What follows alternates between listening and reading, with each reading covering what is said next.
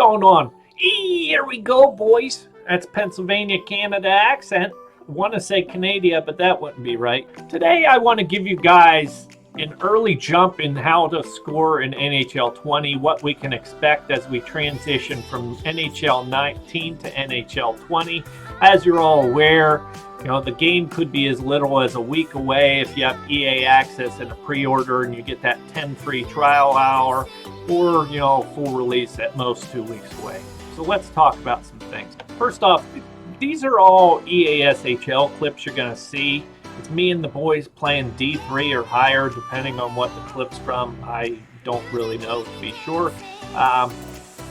One thing you should know, the speed difference between EASHL versus HUT and versus mode, the speed is different, but I always found it was a lot easier to pull off some of the things we're talking about in those modes versus EASHL. So really relevant.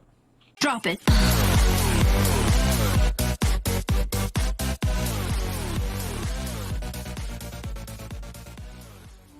This video is going to cover one-timers or one-tays, that infamous shot that we grew so fond of, the near-post shot we see on a breakaway or a penalty, other target spots, areas that you want to be sniping for, the one-handed tuck, and my favorite, the breakaway, both on ice and in the penalty shot. One-timers or the 1T.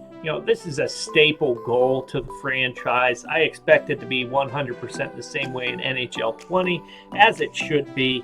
They're very high scoring opportunities. I know this is not a game where it's NHL simulator, but you're going to want to work for these shots in NHL 20 because they're probably the closest thing to a sure thing goal other than you get robbed. First style one-timer, get it to the net, rebound. Supposedly goalies now are going to redirect their rebounds away from oncoming offensemen, but we'll see if this is actually going to happen. It's always been a very strong way to one-time.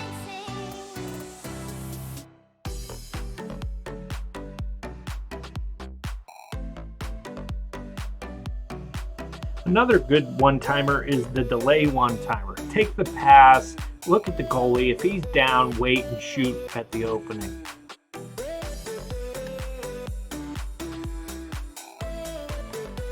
Obviously, you have your bread and butter shot, the backdoor one-timer, or just a regular one-timer, cross crease, cross high slot. These things are here. They're a staple. They've been a staple of this game for years. They will be in NHL 20 as well. They're all about three things in my eyes: timing, distance, and space. Timing being you don't want to get in too tight with the goalie. Timing it right where the goalie's stuck and can't get back across his crease. Distance, same thing. Distance from the goal where you're shooting. Sounds like shooting is going to be a lot more interactive in NHL 20, so this is going to be something that might take a couple reps before you really nail it, and once you do, you'll be better for it. And the last thing is space. You can't be too tight with who you're passing with. Usually outside of the hash marks or at the hash marks at the closest. Obviously, the tighter it is, the harder it is to score because the goalie gets back across his crease better. And they're going to be a powerful thing in NHL 20. You see it even if anyone tuned into the recent World Cup. Some of these guys can force and score one-timers from everywhere. Don't be scared to score them up and down, too. It's not just cross crease. It could be from point up, or it could be from behind the net, in front of the net. These things are there forever. Look for your teammates, get in position, and score those goals. The last type of one-timer I want to talk about is the backhand one-timer. It has a little bit more of a skill ceiling on it, or I guess skill floor. You're going to receive the one-timer on your forehand, use that small movement from forehand to backhand to kind of deke out the goalie. It's very high-end. It tends to work in tight spaces, and it's a good one to have in your repertoire.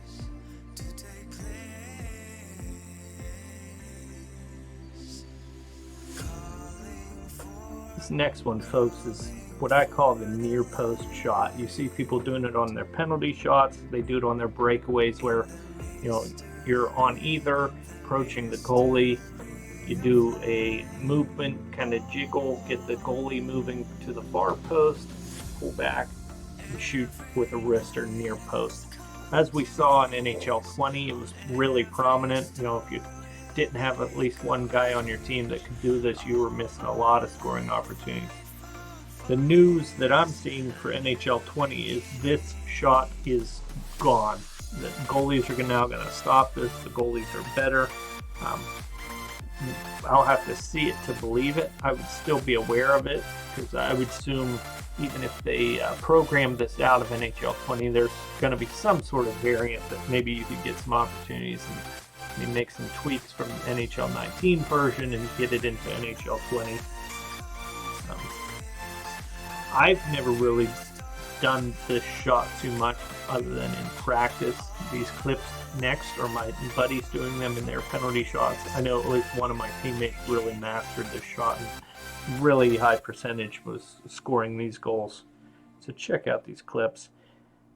I always found it was all about not necessarily your skill stick as much as your skate stick, that you slowed your skating, you make the goalie move across to the far post, and then you, with your wrister that was already back, pull up and shoot near. I mean, it's something I would be aware of. I do find it hard to believe that they resolved this. Again, this is not NHL the simulator. It's a video game. You need to know it. At the very least, know how to stop it. And we'll see if it makes it into NHL 20.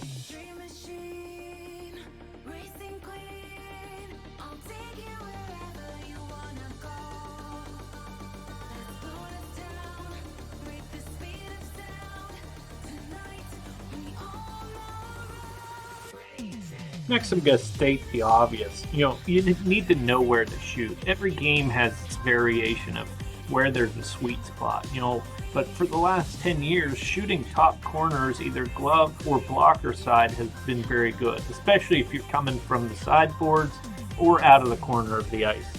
You got to find that in NHL 20, and you got to shoot for that every time, because that is a sweet spot. It's a higher percentage chance to score.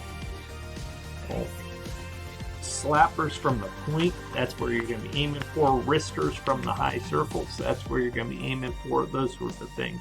It's obviously a little bit harder sometimes to go cross crease and shoot.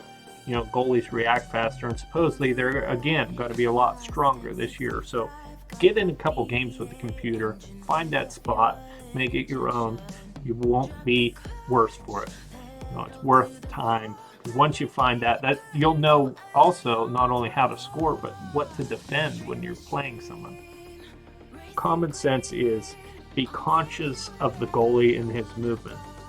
If he's pad down, you're going to want to shoot top shelf. And I think that's why this cannot be removed from the game, because goalies naturally will go pad down to block shots or block a deflection or something. And that's when you rip one into the top shelf. It'll be there in NHL 20. I guarantee it.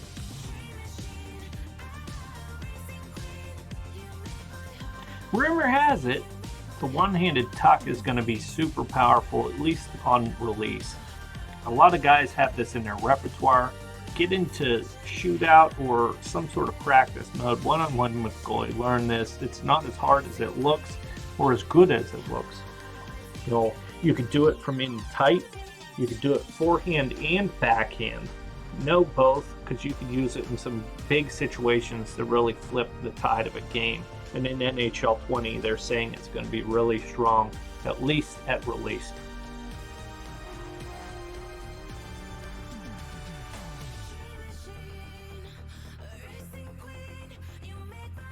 Last but not least, let's talk breakaways or penalty shots.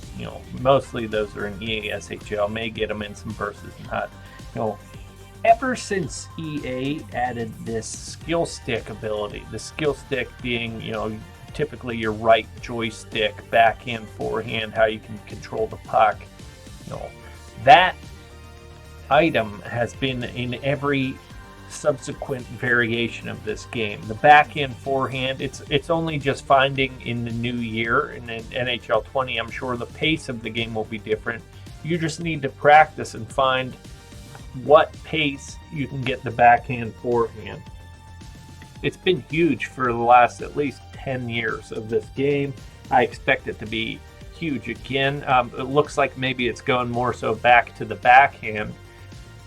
This year it was kind of tough scoring forehand backhand. Sometimes it's been backhand forehand and then you go across the goalie. But get out there, practice in practice mode with this. You'll find a sweet spot and a pace, and as you do it more and more, you'll be able to do it tighter with the goalie, or from farther away, or from different angles. I mean, sometimes coming through the slot or something like that, you can get a timing. Again, it's all about paying attention to the positioning of the goalie. You get the goalie moving the way you don't want to shoot, right? If that makes sense. I guess the opposite. You get them moving and you shoot the other way. So get out there, practice these. They'll be great. They'll be strong again in NHL. This is one of the areas where I plan to, when I first get my hands on the full game, go straight into practice mode and just mess around. I mean, I'm not saying I'm going to sit there and drone on for 3 hours, but I'll shoot around, go in, get some breakaways. It's all about the timing. I mean, you time your forehand to backhand to forehand, and get that goalie moving and shoot at the open space. I know it's going to work again. It looks like the game generally is going to be faster, just with the new skating, that you're not going to get locked into a path by the AI. You can actually get a step on a guy. That's another thing. Work on positioning, getting used to in games finding that open space to get these kind of breakaway opportunities. It'll go a long way. But find that sweet spot of backhand, forehand, and you'll be all the better for it. Because you score one of these a game, those are game changers. That puts the opponent on their heels and gives you an advantage. Get out there and do them. That's it. That's my 2 cents. How to transition. How we're going to be scoring lots of goals. Hopefully you guys get the jump on NHL 20.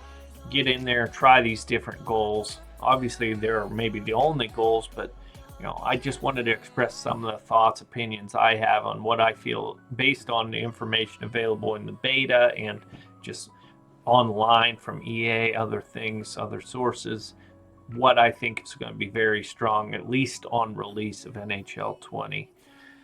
I've been talking so long, it looks like my hair fell out from the initial part, but I filmed this conclusion after getting a haircut. If anyone noticed, that's on you guys, right? If you like this or have any questions, want to get in a discussion on some other things, feel free to leave a comment. I appreciate any likes. If you want to subscribe to my channel, I'm going to be hopefully churning out a lot more content, especially with kind of exemplified learning. I like showing what I'm seeing, trying to commentate how I did something or what was going on in a game. I'm going to be jumping right back into HUT and things that I kind of took it easy in NHL 19, but I'm looking to get more competitive again this year. So feel free, if you need me, leave a comment, a like, a subscribe. Again, I appreciate it, and happy challenge, guys. Hope it treats you well.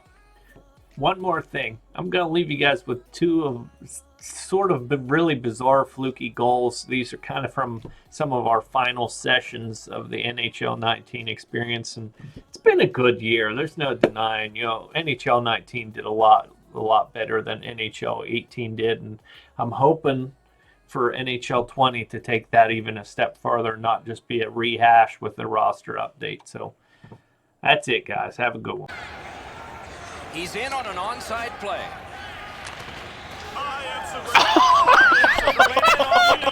The body. Up the wing still with possession. Oh, and he is drilled. Score! Oh my God. Models popping bottles.